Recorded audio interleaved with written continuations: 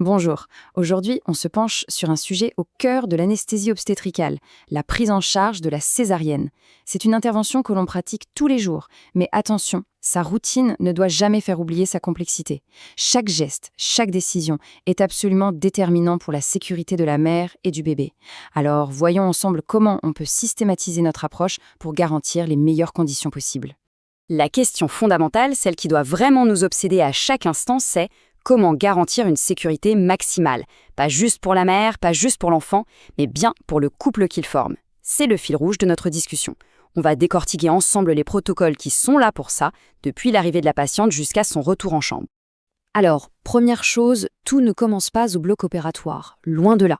La réussite d'une anesthésie pour césarienne, ça se joue bien en amont. La préparation de la patiente, c'est la fondation sur laquelle tout le reste va reposer. Si cette base n'est pas solide, tout l'édifice est fragile. C'est une étape sur laquelle on ne peut tout simplement pas transiger. Ok, concrètement, ça veut dire quoi? Premier point, la position. On installe la patiente avec un léger décalage sur la gauche, d'environ 10 à 15 degrés. Pourquoi? C'est simple, c'est pour éviter de comprimer la veine cave et l'aorte. Une compression ici et c'est le retour veineux qui chute et donc le débit cardiaque. C'est mécanique et c'est vital. Deuxième point, les accès veineux. 2 toujours et de gros calibre. On doit être prêt à envoyer du volume rapidement si ça saigne. C'est notre assurance vie. Et enfin, les prophylaxies. Un antiacide pour protéger les poumons en cas de régurgitation et l'antibiotique pour prévenir l'infection. C'est la base. Bien. La patiente est prête, on en arrive maintenant au moment clé, au cœur du réacteur, le choix de la technique d'anesthésie. Anesthésie régionale ou anesthésie générale. Ce n'est pas une question de préférence, c'est une décision qui va être dictée par un seul et unique critère, l'urgence. On a donc 2 grandes voies possibles. D'un côté, l'anesthésie loco-régionale, la rachianesthésie en tête, c'est la méthode de choix, le gold standard.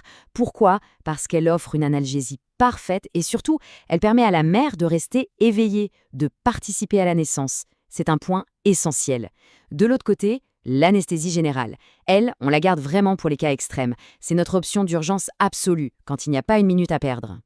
Et pour nous aider à décider, on a cet outil formidable, un code couleur basé sur l'urgence. C'est très simple et très efficace. On a le code vert, la césarienne est programmée, on a le temps, plus de 60 minutes, la pas d'hésitation, c'est la rachianesthésie. Ensuite, le code orange, l'urgence est relative, il faut sortir le bébé en moins de 30 minutes. Si la patiente a déjà une péridurale, on peut la renforcer, sinon une rachie rapide est possible. Et puis, il y a le code rouge, là c'est la crise, menace vitale, il faut agir en moins de 15 minutes. C'est l'anesthésie générale qui s'impose, sans discussion. Cet outil, il est là pour structurer notre pensée quand tout s'accélère. Voilà, la décision est prise, la technique choisie. Mais ce n'est que le début. Notre travail maintenant, c'est d'anticiper.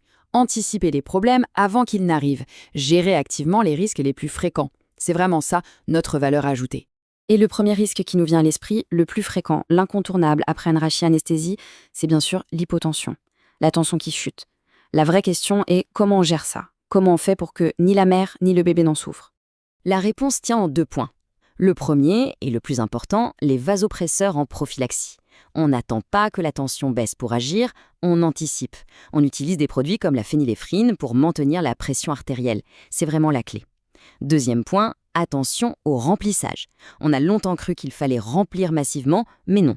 On se limite à 700-800 ml de cristalloïdes pour éviter la surcharge. Tout ça dans un seul but, garantir que le placenta reste bien perfusé. Ok, l'hypotension est gérée. Mais le danger suivant nous attend déjà au tournant, l'hémorragie du postpartum, le grand méchant loup de l'obstétrique. Et comme toujours, le meilleur traitement, c'est la prévention. Comment on s'y prend? D'abord, une mesure systématique pour tout le monde.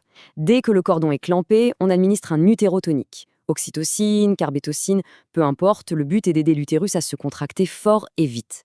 Ensuite, pour les patientes qu'on sait à haut risque, on se prépare. On vérifie le groupe, on s'assure que les produits sanguins sont prêts à être dégainés. Et si malgré tout ça, l'utérus reste mou et ça saigne, on passe à l'arsenal thérapeutique de 2e ligne.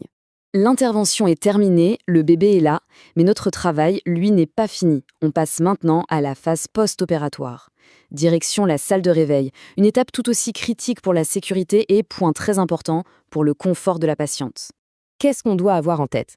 Il y a bien sûr la prévention de la thrombose, adaptée à chaque patiente.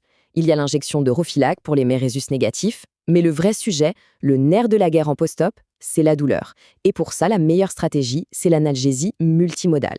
L'idée est simple, on combine plusieurs médicaments qui agissent différemment, du paracétamol, des anti-inflammatoires et des morphiniques si besoin, pour avoir le meilleur effet avec le moins d'effets secondaires. Ah, et une petite astuce, si la patiente a une anesthésie générale, pensez au tap-bloc. C'est une technique régionale qui peut vraiment faire la différence sur la douleur pariétale. Bon, si on devait résumer tout ça en quelques points à retenir absolument, ce serait quoi? Premièrement, une préparation méticuleuse, on ne le dira jamais assez. Deuxièmement, le choix de l'anesthésie est dicté par l'urgence, avec notre code couleur vert, orange, rouge.